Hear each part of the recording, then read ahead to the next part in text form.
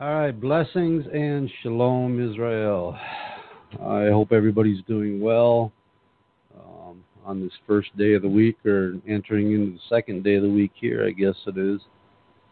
Bless you all. Welcome to this edition tonight of Blog Talk Radio. Thank you all for the radio check already. Appreciate it. This edition of Blog Talk Radio with your host, Elder Douglas Becker. That's me. I'm here tonight. I really hope you all doing well. Sincerely, I mean that. I hope you had a blessed week. I know you had a beautiful Shabbat, and Teacher Shane filling in wonderfully for our shepherd, and that beautiful message of sacrifice, the sacrifice within. And if you're Israel, truly Israel, you will get tested. There is no doubt about it. That's how the Father's come to prove us and purify us and make us ready for His coming. So, I mean, if you ain't willing to suffer loss, boy, you might as well head back to the other direction again. Yeah, it was a really good message. Very impactful, very powerful. And I was kind of really satisfied. I mean, of course, not only with the message, thank you, son, not only with the message, of course, and how timely it was, but I also love how Yah does things, because a lot of what Brother Shane covered yesterday in his message is, quite frankly, a lot of what I have in this one tonight. So, I thank the Father for being led of the Ruach HaKodesh in giving the saints just exactly what He wants them to hear, and not what we think they should hear. Hallelujah. Glory to the King. Well, people are slowly filling in, so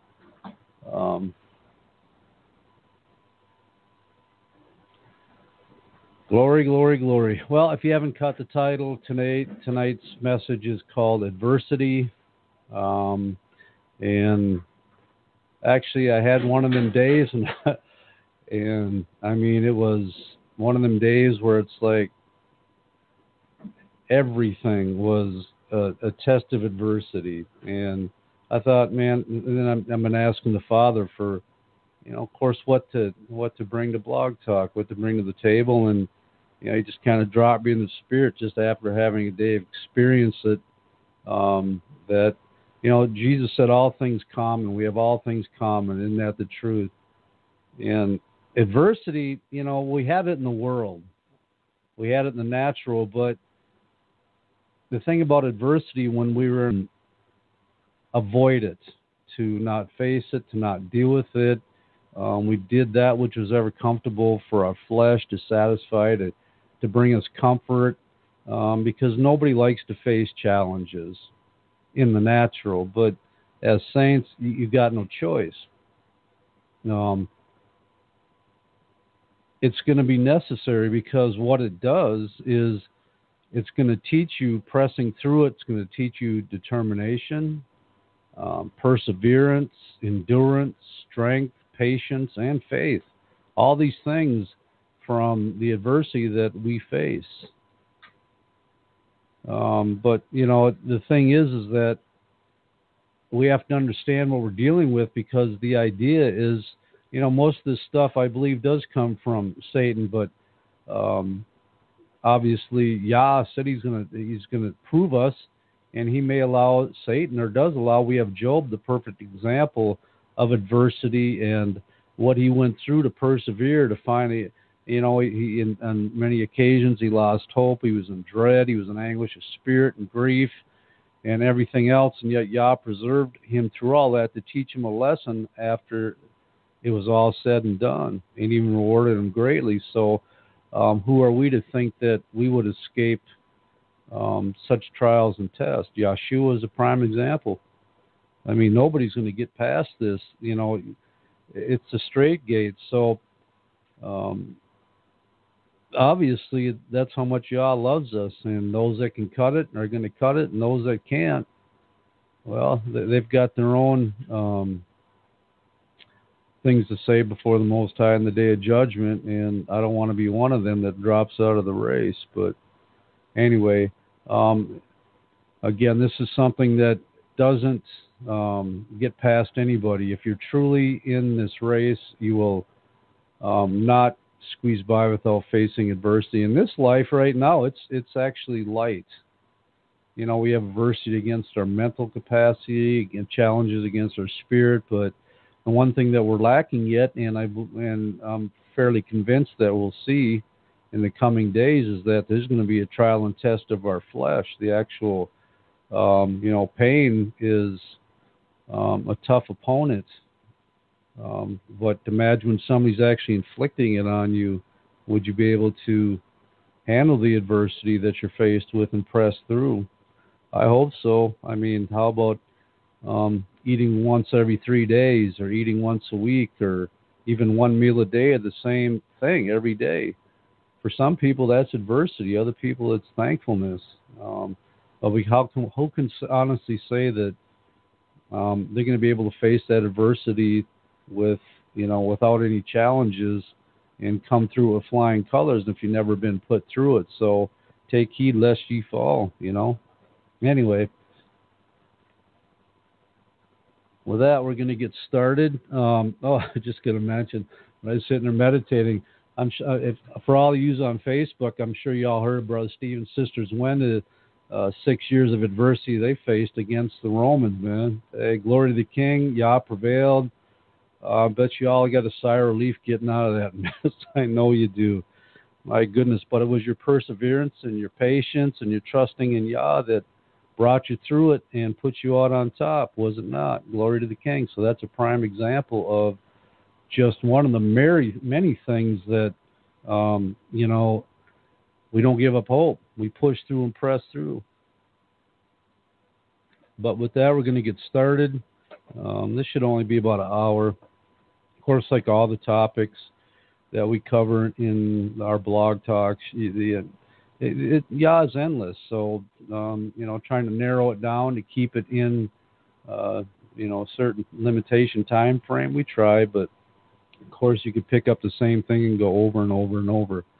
But anyway, with all that being said, thank you again, Brother Ugly, for posting for the saints to see so they can follow along. Always greatly appreciated. And for everyone that, contributes to the ministry, either, hands-on, but more importantly in prayer. Probably the greatest thing that we can possibly have is an assembly, is prayer. Lifting up one another, building up one another in the most holy faith. Well, with that, tonight's topic, of course, is adversity. And with that, we're going to start by defining what adversity is according to our Hebrew language. So the Hebrew 6869, and this is in the Brown Driver Briggs, Brother Paul, and it's the Hebrew 6869 in Brown Driver Briggs. It means straits, distress, trouble. It means vexer or a rival wife. What in the world? A rival wife, huh? That's adversity. Kind of like a Leah and Rachel thing, or Penaniah and Hananiah, or Hannah. And it comes from the Hebrew 6862. We're going to break down this word adversity some more. And it means it's tazar, which is narrow, tight, straits, distress, adversary, help me, Jesus, foe, enemy, oppressor, hard pebble, flint. So you can see by the definitions that adversity definitely has something that presses against us. And that comes from the Hebrew 6887. Basically all the same root word. And again, the Brown Driver Briggs, excuse me, Brother Paul, these are all Brown Driver Briggs. It means to bind, to be narrow, be in distress. And adversity means to be in distress. It means to make narrow, to cause distress, besiege. You're under attack.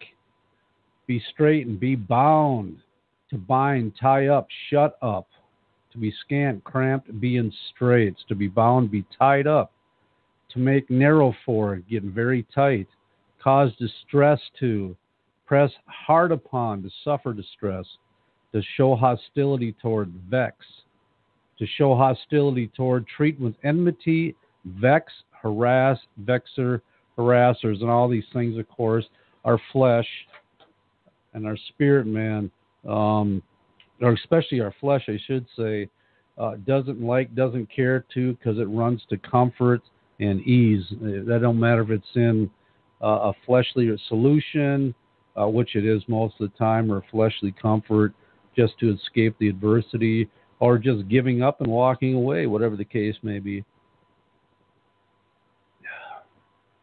All right, starting out, 1 Peter chapter 5, verses 8 and 9. 1 Peter 5, 8 and 9.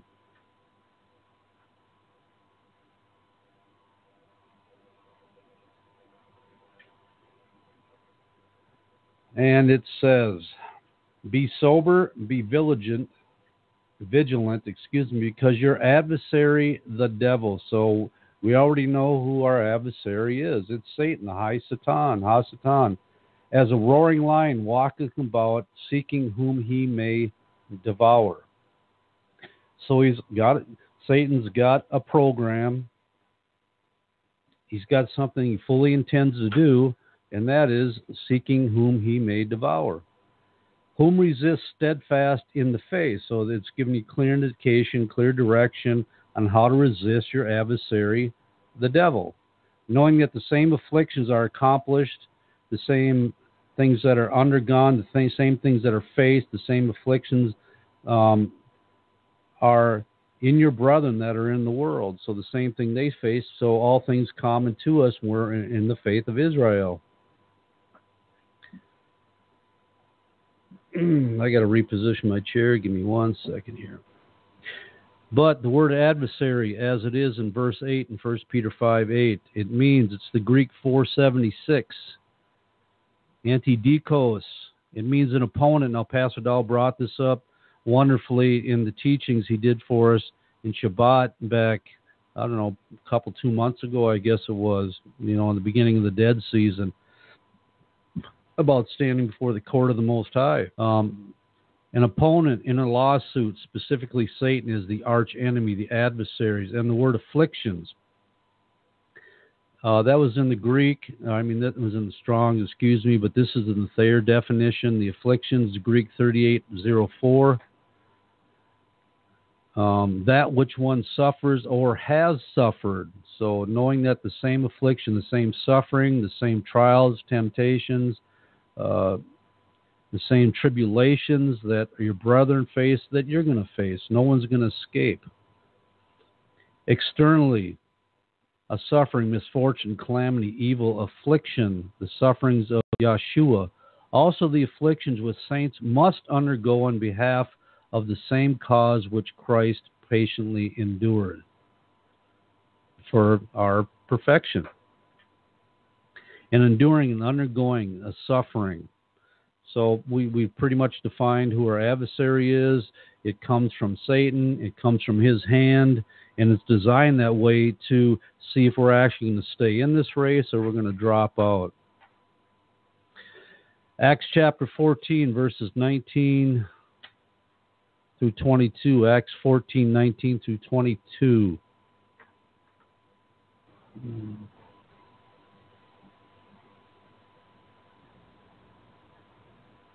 And it is.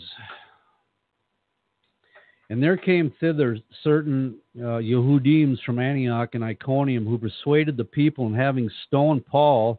Now Paul's already facing afflictions, already facing the adversity of those that are supposed to be of his fellowship, of the Yehudim, drew him out of the city, supposing he had been dead. Howbeit, as the disciples stood round about him, he rose up and came into the city, and the next day he departed with Barnabas to Derbe.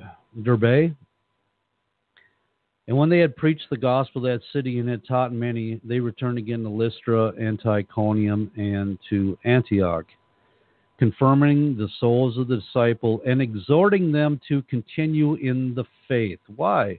Because they obviously seen and heard of what our early fathers were going through after the death, burial, and resurrection of Yeshua. And they were trying to reassure him because they were seeing the sufferings the Apostle Paul, Saul, was going through. They seen that the attacks he was coming under from those of his own countrymen, just for standing for the truth of Yah's word. And he says, and exhorting them to continue in the faith, and that we must, through much tribulation, enter into the kingdom of Yah. Well, why? I mean, why does it take all that? Why does it clearly written that we must, through much tribulation, enter in the kingdom of Yah? I mean, when there's fire lit trying to burn out the dross, the heat has to be pretty intense, doesn't it? Now, that can be tribulation. And it is tribulation. Again, Yah's going to have a people prepared for him, white, spotless, and pure. And he's going to obviously see what we're made of, what our character is, not just speaking with our mouth, but what we can, honestly take, and what we are willing to sacrifice, as Teacher Shane talked about last night, to be called children of the Most High. Ecclesiastes chapter 7, verses 13 and 14. Ecclesiastes 7, 13 and 14.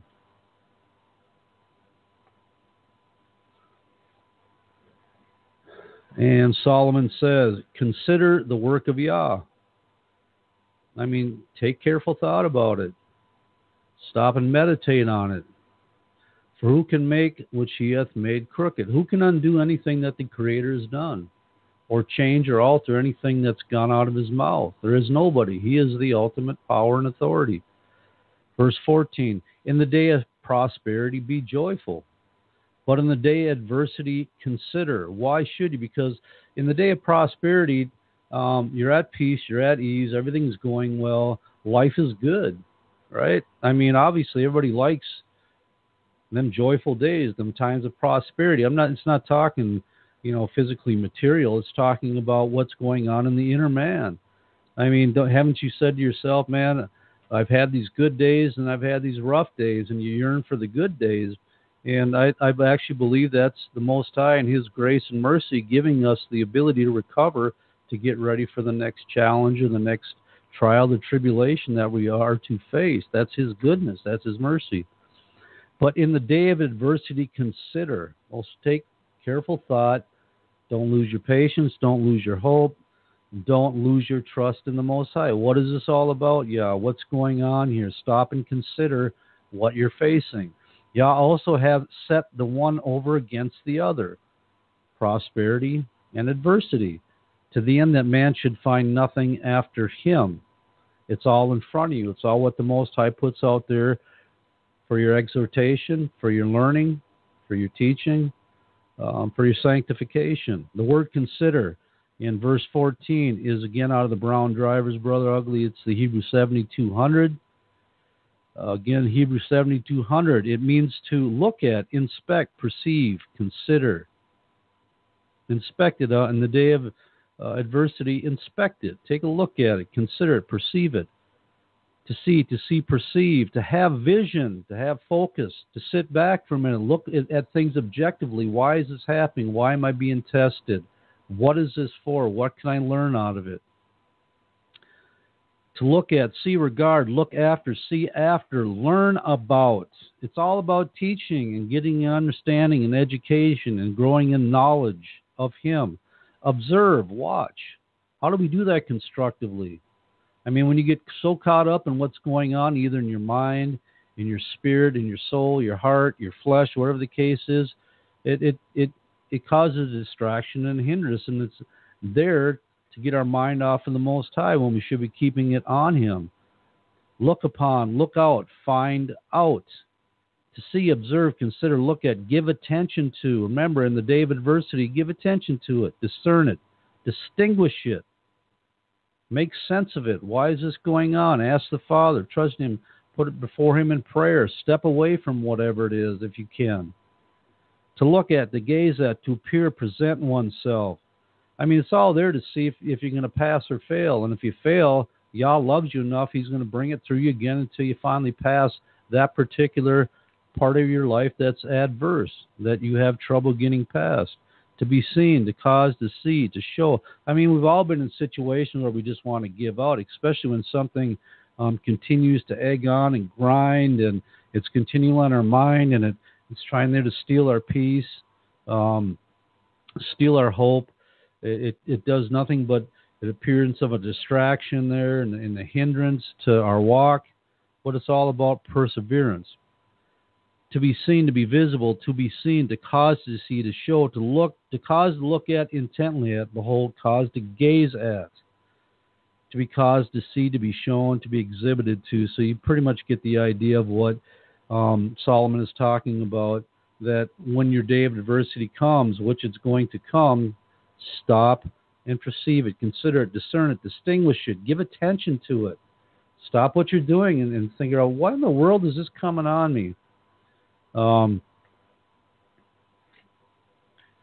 it'll actually help when you stop and remember and reflect on Yah's word. It actually helps give you some hope to get through that adversity. You know, the word is nigh thee, even in thy mouth. Exodus chapter 20, verses 18 through 20. Exodus chapter 20, 18 through 20.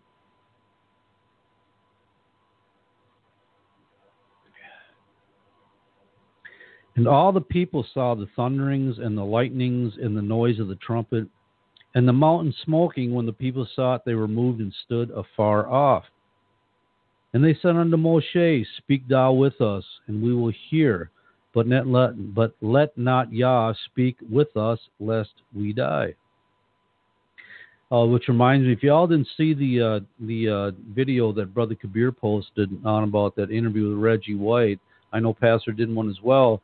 And the one that Kabir had posted, that, you know, Reggie White was actually talking about this experience that he came to an understanding with what happened to the people at, you know, Mount Sinai. And Moshe said unto the people, Fear not. I mean, just be at peace, understand. I want you to consider this. I want you to give attention to this, what I'm about to say. Fear not, for Yah is come to prove you. He wants to give you the chance and the ability to see what you actually have, if you got the mustard, if you got the, what do they call it, chutzpah, to see if you're actually going to, what you speak out of your mouth is actually something that your feet are going to perform by your actions. For Yah has come to prove you that his fear may be before your faces, that you sin not. That's the whole idea in behind Yah's plan here, to prove you, to make you know what you're capable of and not capable of, and bring you to a place where you no longer walk or allow sin to come into your life. Sirach, Ecclesiasticus, in the Apocrypha, chapter 11, verse 14.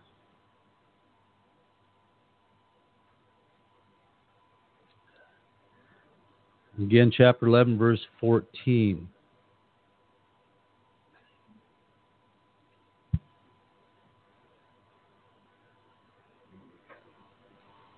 And it says, prosperity and adversity. Didn't we just hear about that in Solomon's words? Same thing. Life and death, poverty and riches. So we have two extremes here, on one side and on the other side. Both sides of the spectrum. Prosperity and adversity, life and death, poverty and riches come of the Most High, or come of the Master. So we know where they originate from. We know who allows these things to happen solely for our betterment. Proverbs chapter 24, verse 10. Proverbs 24:10.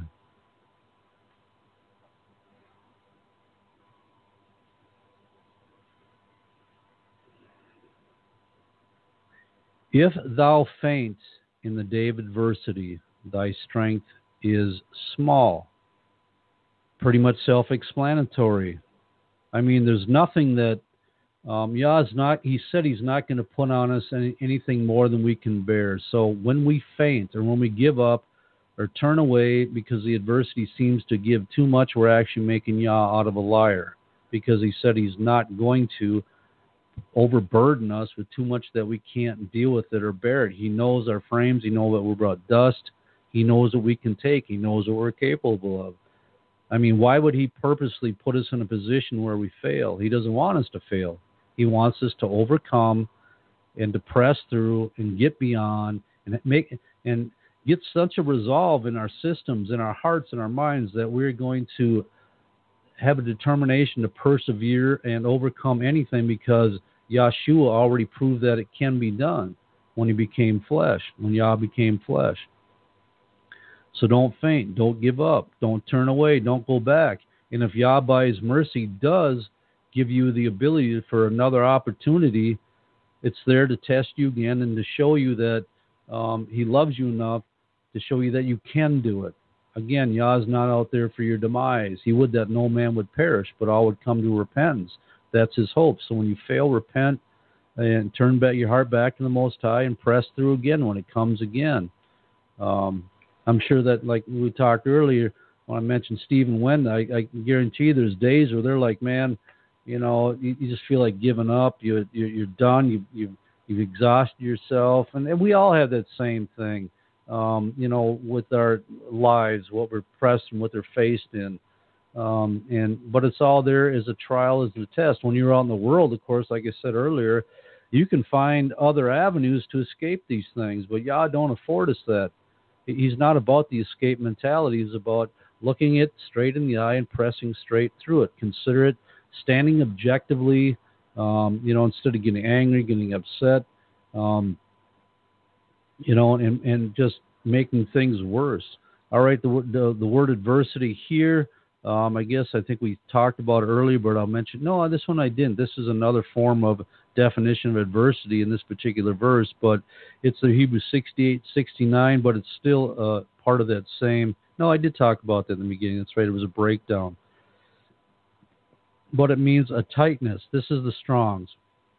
That is figuratively trouble, transitively a female rival, adversary, adversity, affliction, anguish, distress, tribulation, trouble. Help me, Jesus, with my wording. Tribulation and trouble. So all the things that are there to prove us, to see whether we be in the faith or not. Psalm 94, verse 12. Psalm 94, verse 12. 12 through 14.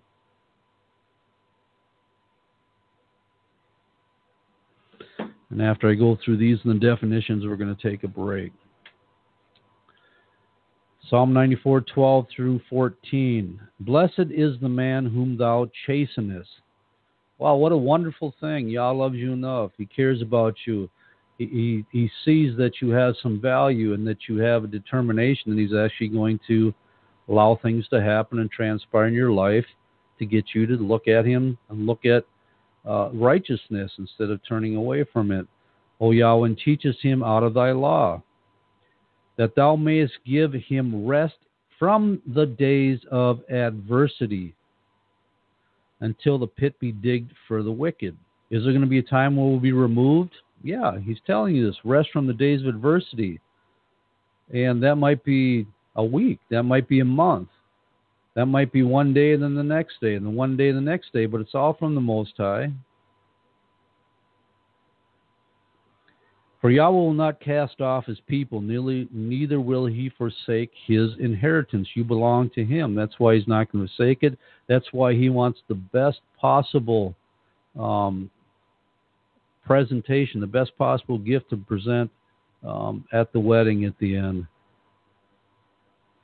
The word rest in verse 13 is the Hebrew 8252. It's the brown driver again. And remember, the context is he'd be able to give them rest from the days of adversity, the days of affliction, the days of our anguish, distress, trouble, vexation. All these things that Satan is putting on us and trying to get us to go away and trying to give us to cave in, to not trust in the Most High, not to stop from leaning to our own understanding and examine what's going on and use a sensible and sound mind that Yah gave us and to know that it's for our benefit. The word rest, again, the Hebrew 8252, Brown Driver's Briggs, it means to be quiet. It means to be tranquil, be at peace. So to give us peace, to be at peace, to be quiet, rest. lie still, be undisturbed from the days of our adversity. So like I said in the beginning, he's going to allow us times in our life, recovery time. I mean, that's why he became flesh. Jesus even had to go up in a high mountain by himself to get away from the crowds, to get away from the questions and the people, to get some alone time with the Most High, with the Father, and just get rid of all the life's distractions so he could just get right back into the fight again. To be quiet, be undisturbed, to be at peace of the land, to be quiet, be inactive, to show quietness. Well, we're never supposed to be inactive. We're always supposed to be on guard and sober to what is going on in our minds. Display of quietness, substantive. To be quiet, to cause quietness, pacify, ally. But the one I was looking for, to be tranquil, be at peace. Be quiet. Enjoy them days. Thank God, thank the Most High for everything, that whether it's a day of peace or a day of adversity, never forget to give him thanks. Again, it's all for your betterment. It's all for your victory. All right, adversity here is this Greek, or the Hebrew 74:51, the Hebrew 74:51, Ra, Braun Driver Briggs. Again, it means bad, evil. So he's going to give us peace, quiet, and rest, and to be able to lie still from the bad, from the evil, from the disagreeable, the malignant, from the unpleasant things, from the evil, giving pain, unhappiness, misery, evil, displeasing, bad, worse than worse.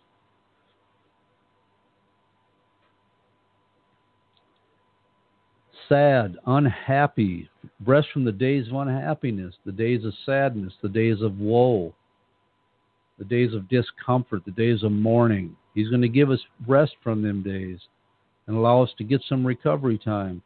Evil, bad, unkind, in general, the persons of thoughts, deeds, actions, evil, distress, misery, injury, calamity, evil, distress, adversity, injury, wrong, misery, distress, wrong. I'm kind of skipping around because they keep repeating themselves, all depending on how they're used, but you get the idea.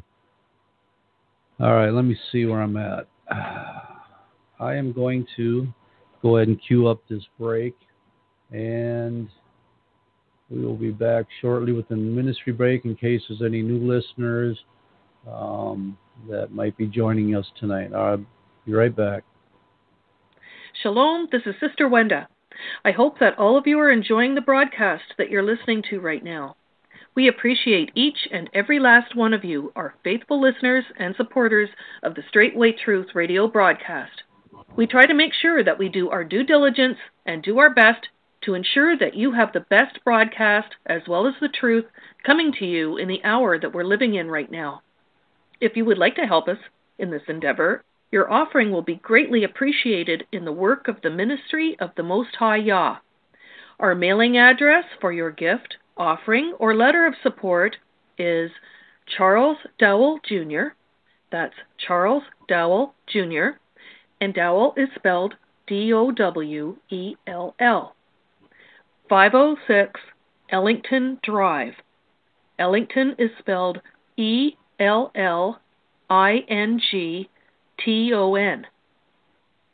P.O. Box 32, Lafayette, Tennessee, and Lafayette is spelled Lafayette,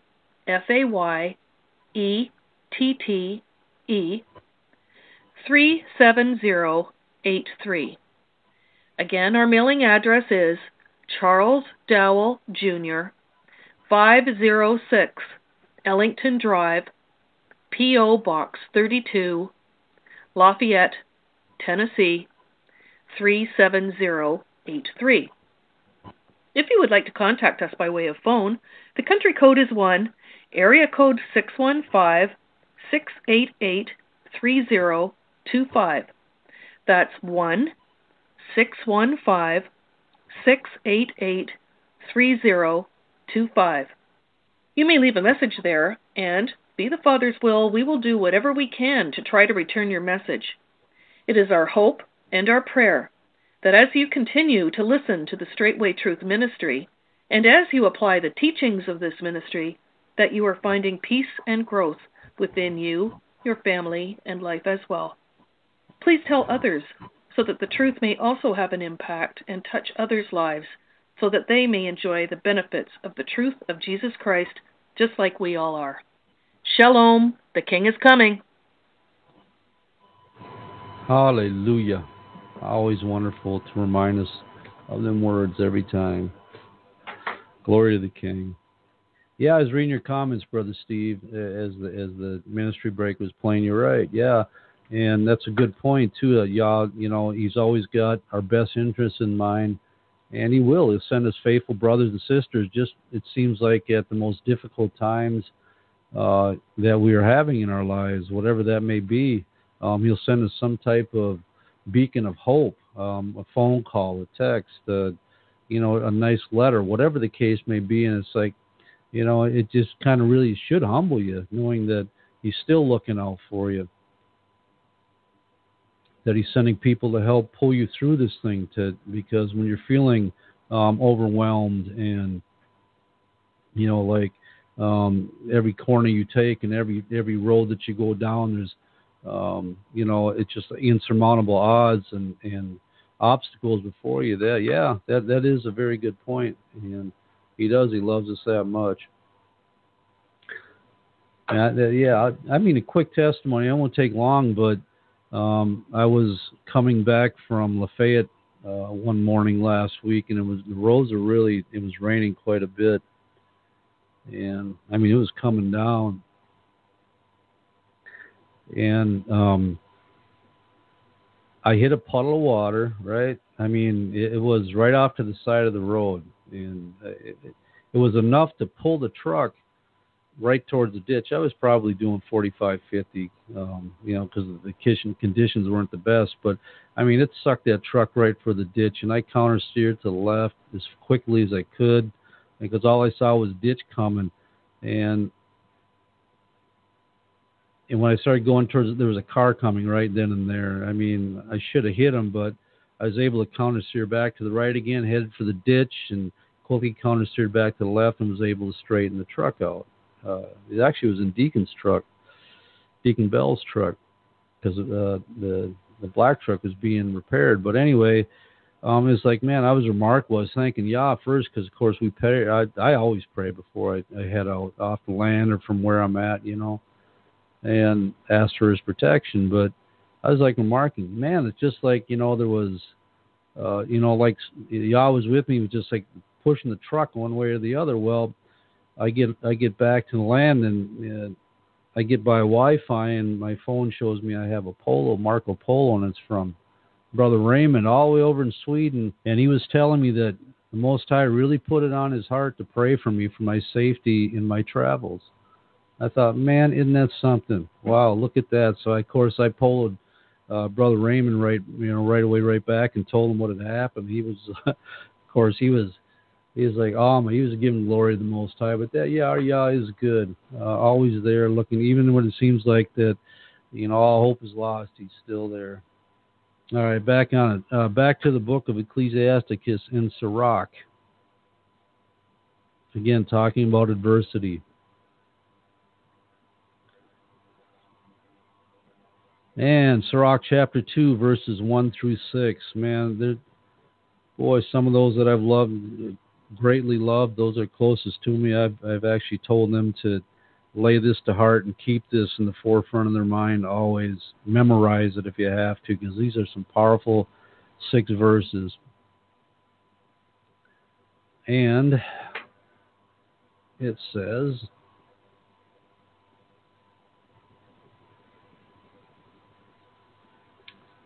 my son, if thou come to serve Yahweh, prepare thy soul for temptation. You're going to get tried, tested, and here it comes from the tempter.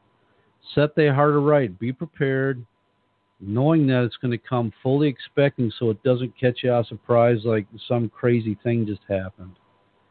And constantly endure, and make not haste in time of trouble. When things get all discombobulated, and you feel overwhelmed, and you feel the enemy pressing, and it's just one adverse situation after another, don't make a hasty exit. Don't make a hasty decision. Don't allow your mouth to speak hasty things.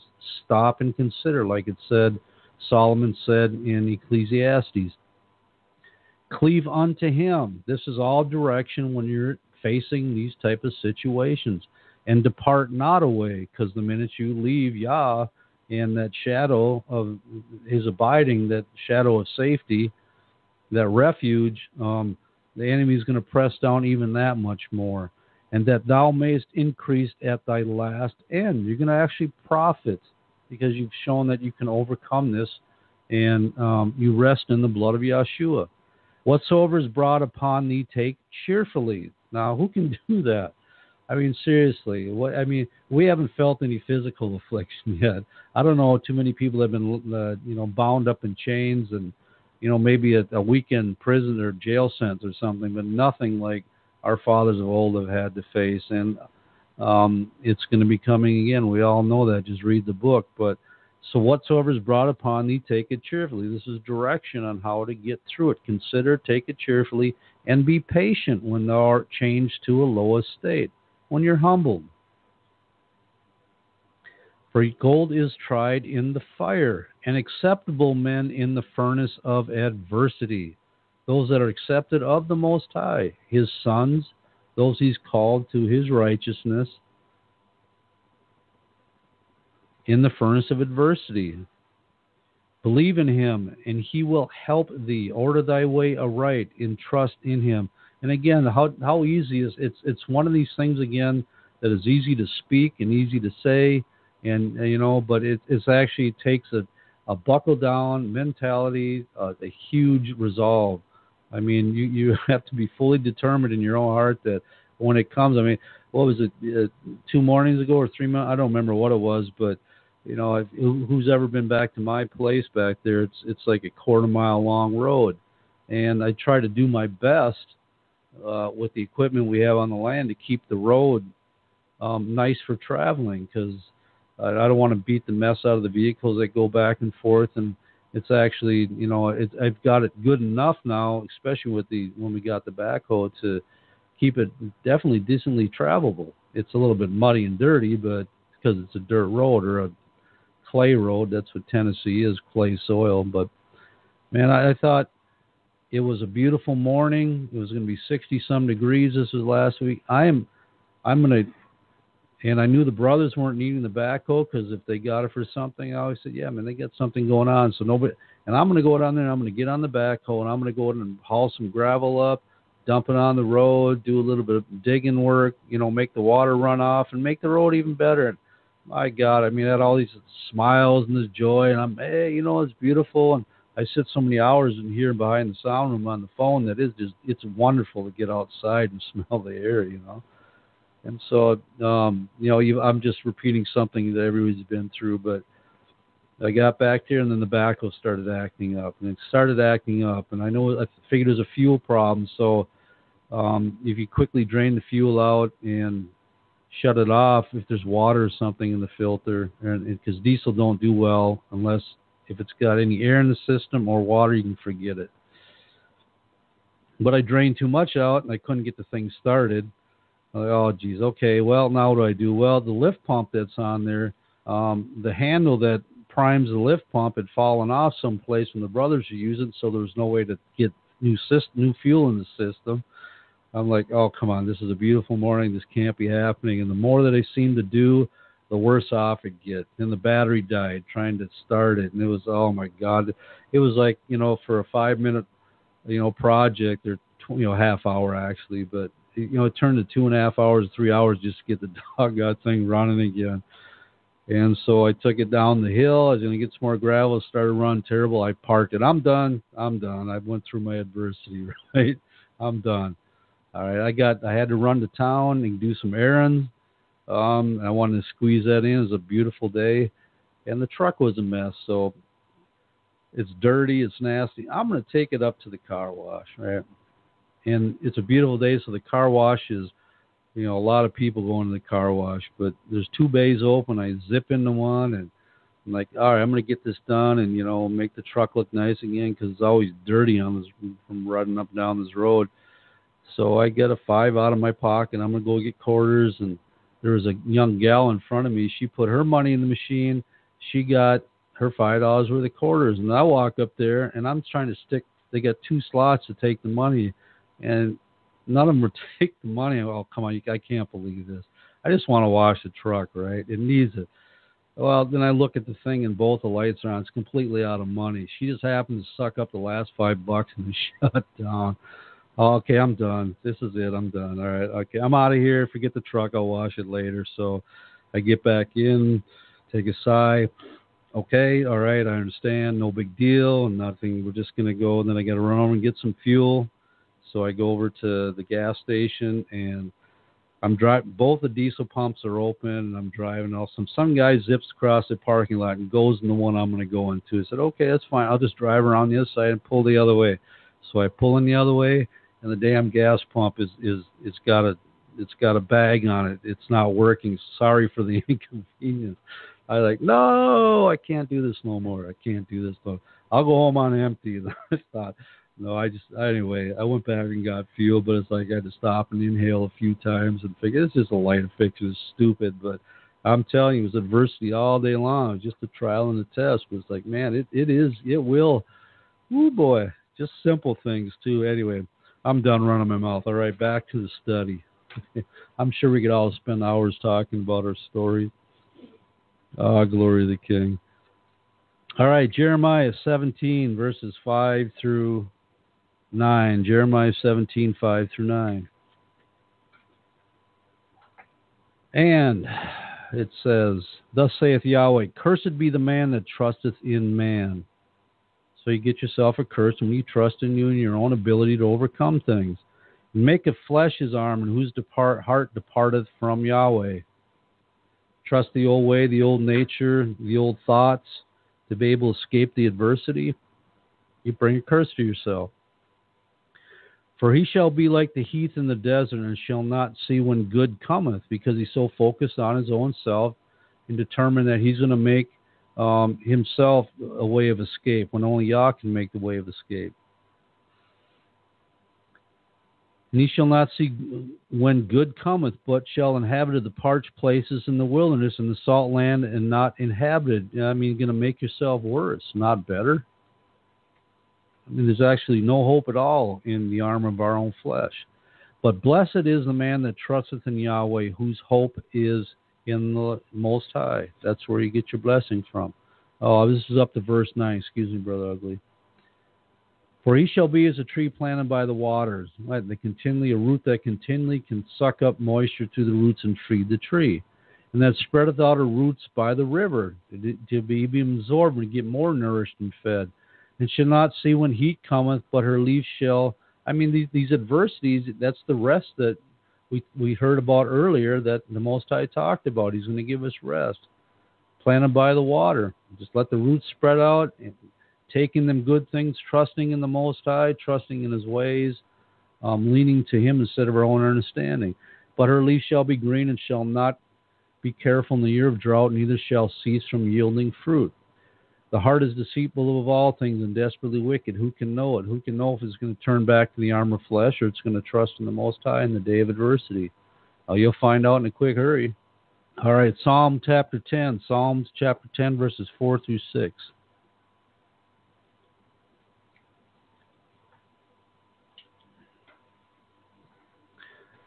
And it says, the wicked, describing and giving a certain category to these people and what they do and don't do.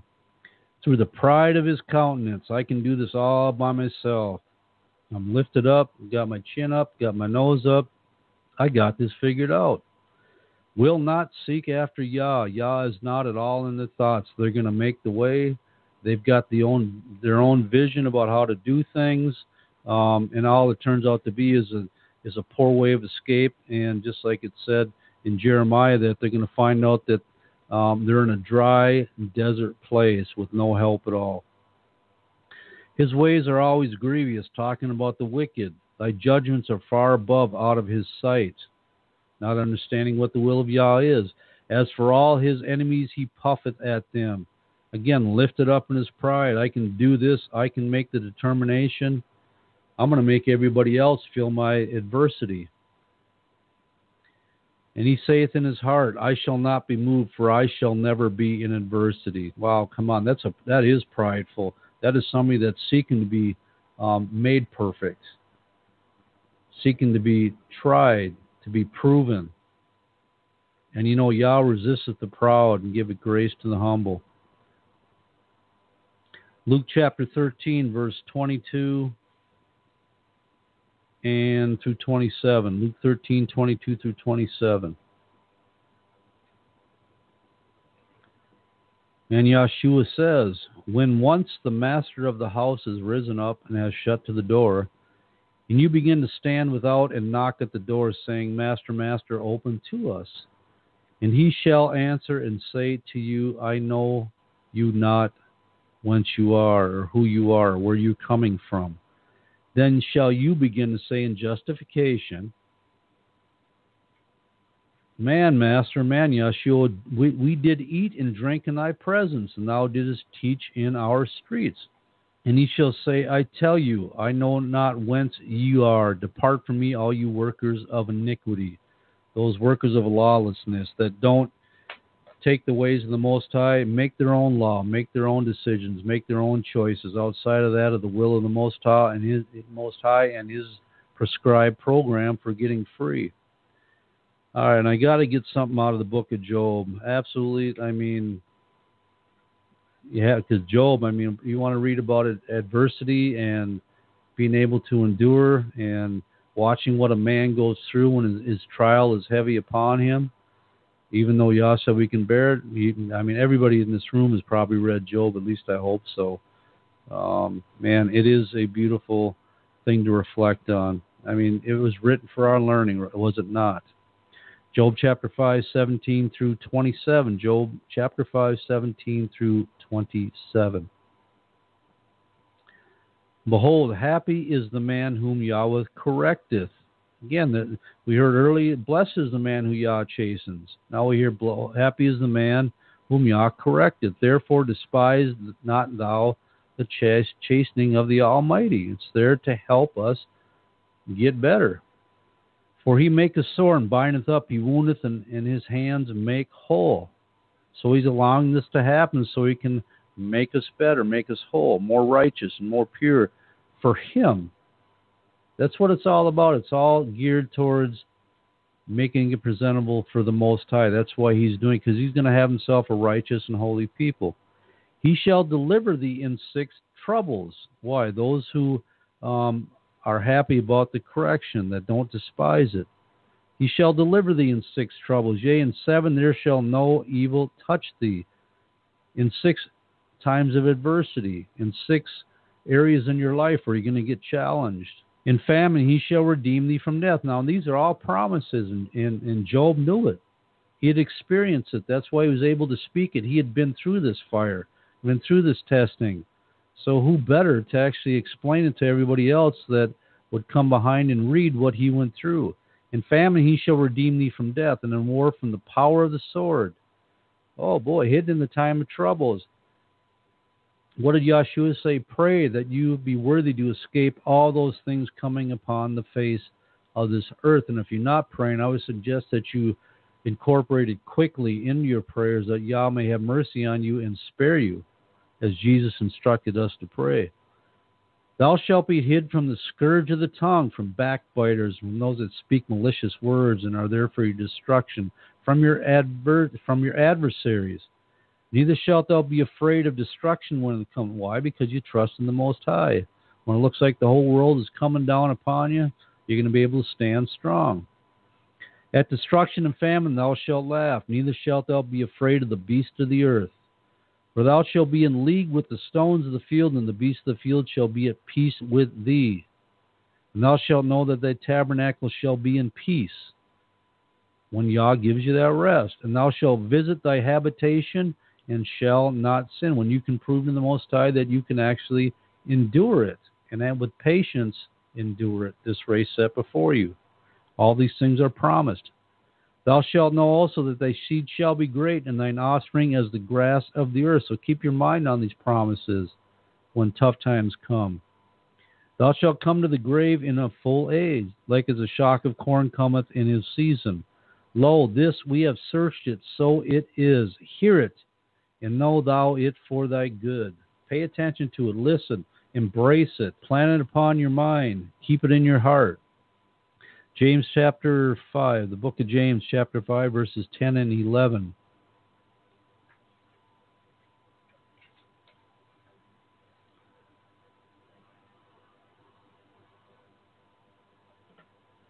Take, my brethren, the prophets who have spoken in the name of Yahshua for an example of suffering and affliction and of patience.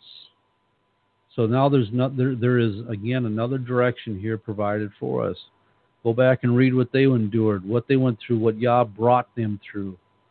I mean, we all know about Shadrach, Meshach, and Abednego in the fiery furnace, Daniel in the lion's den, all these things. He brought Joseph through his years of prison and made him second in command. You know, I mean, we have countless stories. We have the faith chapter in Hebrews chapter 11. Verse 11, behold, we count them happy which endure.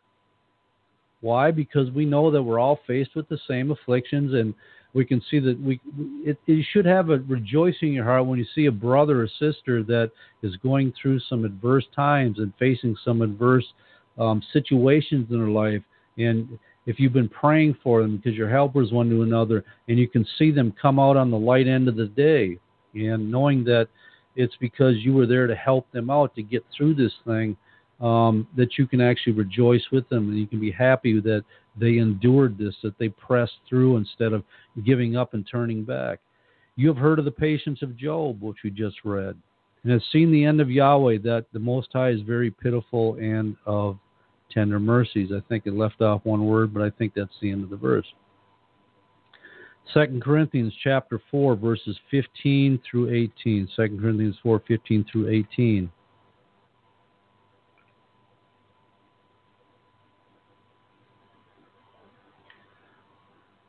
For all things are for your sakes. Everything we face in this life is for our good, for our sakes, for our benefit, that the abundant grace might, through the thanksgiving, may redound to the glory of the Most High. For which cause we faint not. Why? Because we have the glory of the Most High. We have His abundant grace and the thanksgiving of many to help pull us through these hard times. For which cause we faint not, because we have that hope, that example of those that went on before us, that those we watched go through in our lifetimes. But though our outward man perish, glory, hallelujah, yet the inward man is renewed day by day, making us stronger and more righteous and pure. For our light affliction, which is but for a moment. Now, you remember the man that wrote this and penned this, the Apostle Saul, I think it was in Philippians, if I remember right, where he gives a list of everything that he had to endure. I mean, and it's a rough list. I mean, this is all stuff that physically affected him, that was an adverse reaction to his actual flesh. And when you start putting stuff on the flesh, I mean, the impulse right away is to, especially in this day and age, in this society, man, we seek comfort. I mean, we run. That is a lot of people's crown, is how much comfort they can find. And the devil, he is fully obliged to make whatever way he can for us to feel totally comfortable, at ease, and in a false sense of peace. For our light affliction, which is but for a moment, it's temporary.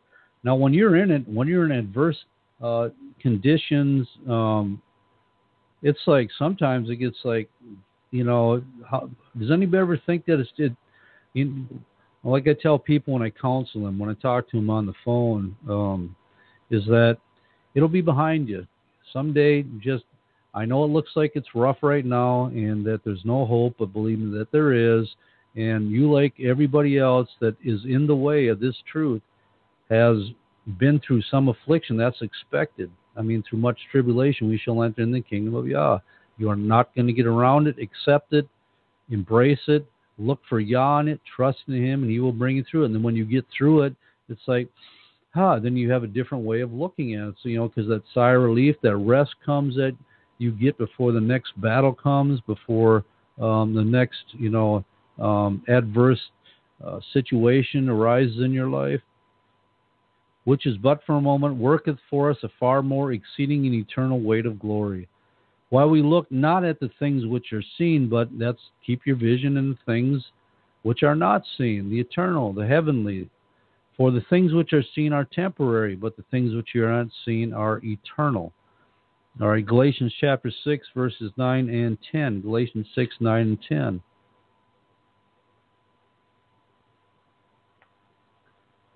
Again, these are all reminders of what we need to concentrate and focus on when we're going through tough times, when we have to endure.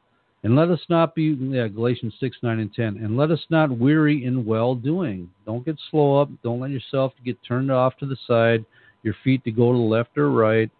Stay in the game. For in due season we shall reap. I don't care who you are. If you're a saint of the Most High, that you have your seasons. All right, everybody. If you ain't having no seasons, either you've already arrived and you can make peace of any situation. Glory be to the King. Or you're not getting tested, and I should be concerned. You should be concerned, but there's going to be things coming in our life that are going to test us. Obviously, we call them seasons, but when you make it through it, you will reap. For in due season we shall reap if we faint not, or don't give up hope. As we have therefore opportunity, let us do good unto all men, especially unto them who are of the household of faith. 2 Timothy chapter 2. We're almost done. Verses 1 through 4. 2 Timothy 2, 1 through 4.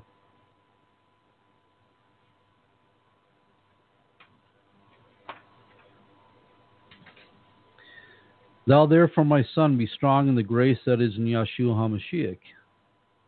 And the things that thou hast heard of me among many witnesses, the same commit thou to... Repeat what I said. Paul is saying, Timothy, you heard me say this. Go ahead and repeat it, because it's contained in the gospel of Yeshua HaMashiach, who shall be able to teach it and keep passing this down. This is the same program that Yah, incorporated when he gave Moses command to tell the people that, you pass this word down, this law down to your families, to your sons, to your daughters. I think it's Deuteronomy 6 or Deuteronomy 4, chapter 4. And the things that thou hast heard of me among many witnesses, the same commit thou to faithful men. Don't commit it to the wicked or the ungodly or those that are not willing to add to their talent. Give it to those that are striving to be better, who shall be able to teach others also. Thou therefore endure hardness as a good soldier of Yeshua HaMashiach when the tests and trials and the adverse conditions come. No man that warreth entangle himself with the affairs of this life, that he may please him who hath chosen him to be a soldier. All right, Psalms chapter 30, verses 1 through 6. Again, these are all verses that the apostles or the prophets of old or the kings of old have already spoken and been put into writing to tell us and to remind us that they went through it, and they're leaving us an example that you too can do the same thing when it looks like rough things and rough seas are in front of you. Psalm 31, chapter 31 through 6. A psalm and song of the dedication of the house of Dawid. I will extol thee, O Yahweh, for thou hast lifted me up and hast not made my foes to rejoice over me. O Most High, my Elohim, I cried unto thee, and thou hast healed me. It took David some action. He had to be proactive and seek the face of the Most High, that his enemies not get the place to rejoice over him or to see his defeat. O Yahweh, thou hast brought up my soul from the grave. Thou hast kept me alive, that I should not go down in the pit, giving all thanks to the Most High and proclaiming from the heart what Yah had truly done for him. David recognized it, had a soberness to know, a vision. He considered what Yah had done for him in all these adverse conditions, and he was just reflecting it in his songs. Sing unto the Most High, O ye saints, and give thanks at the remembrance of his holiness. For his anger endureth but for a moment.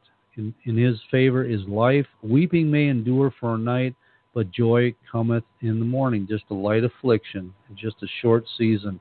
And in my prosperity I said, I shall never be moved. In a day of hope, in a day of rest, in a day of peace, David made that commitment to himself. Dang it, when it comes back around again, if it does, I'm not going to be moved. I'm resolving in myself. This is my stance because Yah is my keeper.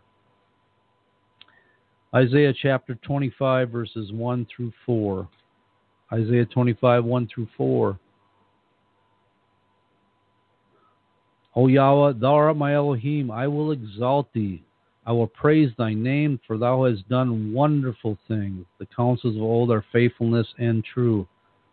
For thou hast made a city an heap of a defense city, and Isaiah is recognizing and proclaiming what he knows the Most High can do, what he's capable of, because he's Yah, he's a creator. A palace is strangers to be no city, it shall never be built.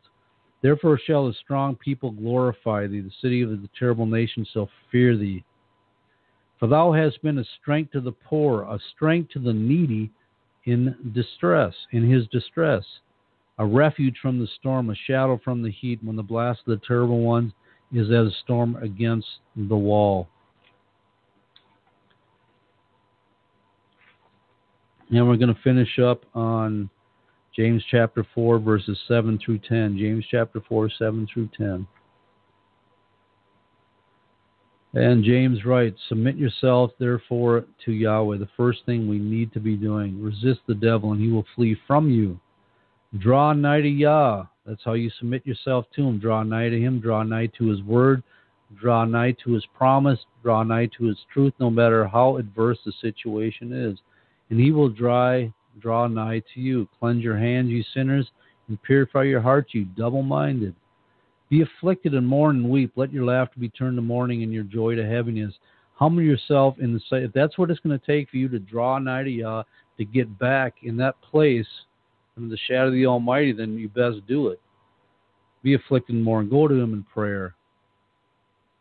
And he shall lift you up. Let him put you back. In your weakness he is made strong. One more, Romans 8:35. Who shall separate us from the love of the Most High, from the love of Yahshua? Only we can do that. Bottom line is, only you can be the one to separate yourself from the love of Yah. Shall tribulation do it? Not if you're in the love of the Most High and keep yourself there. Shall distress do it? No. Not if you don't allow it to separate you. Or persecution, or famine, or nakedness, or peril, or sword. And Paul lists all these things. He can list them all because he's been through them. Yahshua went through them. And he was an overcomer, and thank Yah for that. By his blood we will overcome, and by his testimony we will overcome. Well, glory to the Most High, saints. That is the conclusion of the study on adversity. I hope you were able to be edified by it and gain some strength out of it. It is my hope. And as always, I appreciate you tuning in and, for listening for this Blog Talk segment tonight. Again, as always, keep our shepherd, Pastor Dowell, in prayer to the utmost, as anybody that faces more adversity than anybody else, that's him, coming not only from, those that are within, unfortunately, but it's the truth. But those that are without, especially when you're on a media platform, you know how many curses and negative words and things that are spoken on a daily basis against the man of Yah? No wonder he says, pray for me for his strength.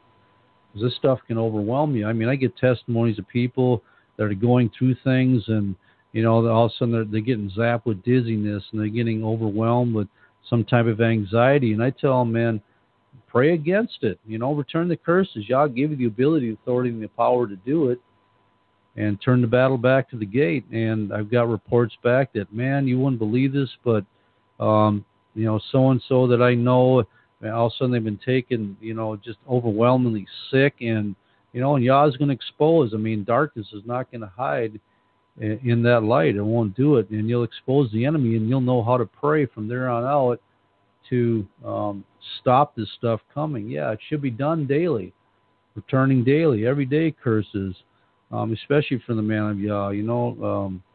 Resist the devil, he will flee. That's done by prayer, fasting, and drawing nigh to Yah's word and to him. And pray for all the leadership. We all need it as we stand as judges and as administrators of the truth, like but we're all ministers of the gospel. That is the truth.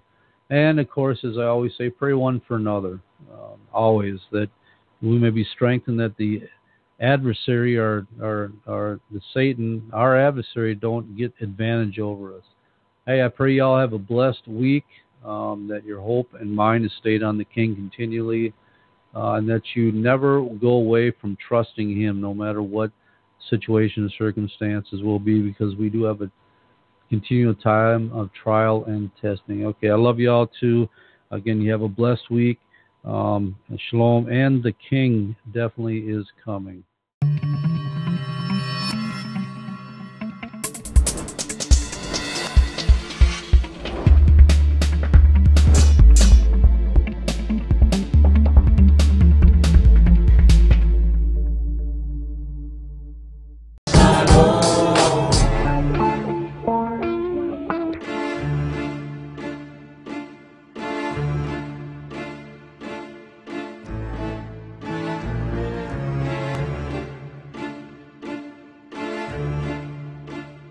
Uh-oh, look at him looking.